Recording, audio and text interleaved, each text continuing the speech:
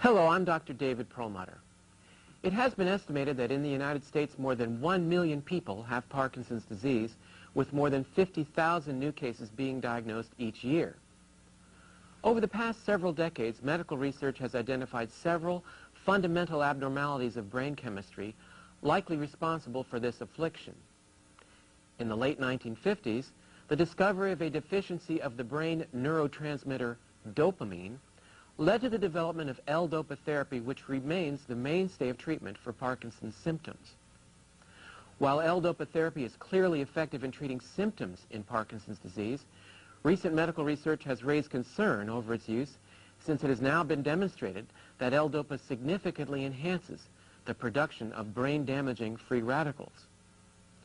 It is these free radicals which are responsible for the progressive brain destruction not only in Parkinson's disease, but in all of the neurodegenerative conditions.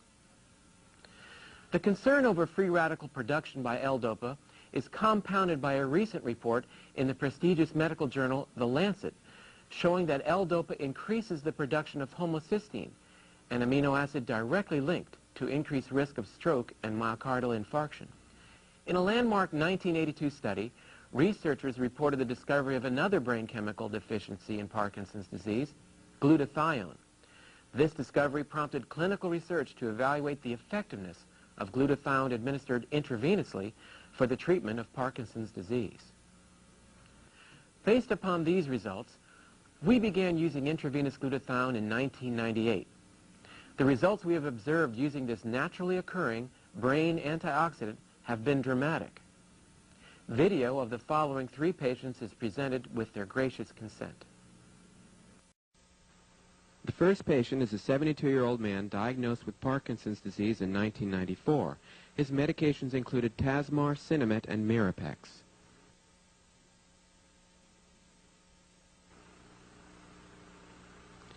Clearly, this gentleman is significantly compromised by his Parkinson's disease. Ambulation is particularly difficult for him, especially in attempting to turn 180 degrees. At times, his feet appear to be essentially glued to the floor, despite his best efforts to get them to move. His balance is significantly compromised as well, and oftentimes the top part of his body tends to move more quickly than the bottom part. This obviously has important implications, making him at increased risk for falling and hurting himself.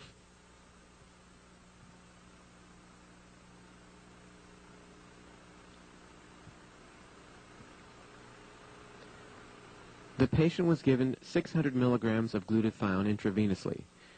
30 minutes later, he is noted to be walking with much more fluidity and much better balance.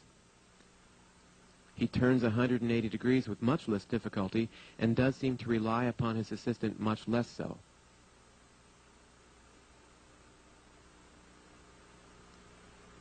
Steps are in fact much longer than prior to the glutathione, and overall the patient is feeling dramatically improved. The next patient was diagnosed with Parkinson's disease 8 years before receiving glutathione. At the time of his initial evaluation, he was taking Sinemet.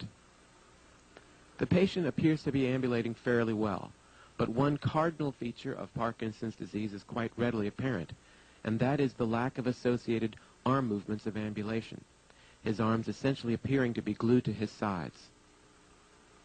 The patient does turn 180 degrees without significant difficulty, but it's interesting to note that there's a remarkable loss of facial expression. 15 minutes after receiving glutathione, 600 milligrams intravenously, the patient is observed to ambulate with much better arm movement.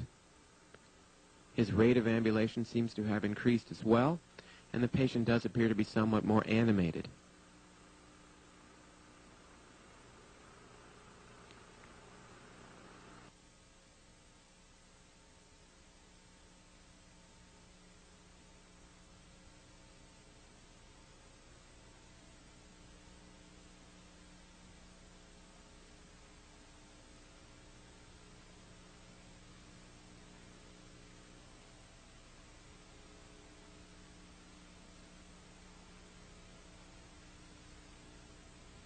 The next patient is a 55-year-old woman diagnosed with Parkinson's disease 9 years prior to the administration of glutathione. At the time of her evaluation, she was taking Sinemet and Simitrel. Several cardinal features of Parkinson's disease are observed in this patient, with significant difficulty in turning 180 degrees, obvious balance difficulties, and steps which are quite foreshortened. The patient has a severe degree of difficulty in starting ambulation and appears to be quite frustrated with her present condition.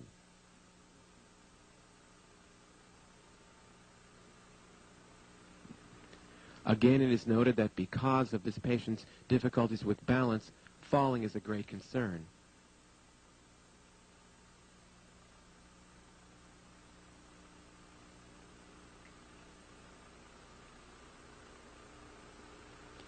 The patient was given glutathione intravenously, 600 milligrams. 50 minutes later, there's a dramatic improvement in her ability to ambulate. Arm swing is improved, initiation of movement is improved, and the patient clearly turns 180 degrees with virtually no difficulty whatsoever.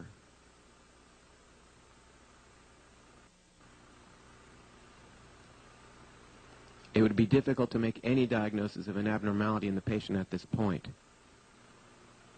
Clearly, this patient is quite pleased with her progress, with a marked improvement of her facial expressions. Intravenous glutathione administration is associated with a marked reduction of rigidity, as well as a significant increase in mobility in Parkinson's patients.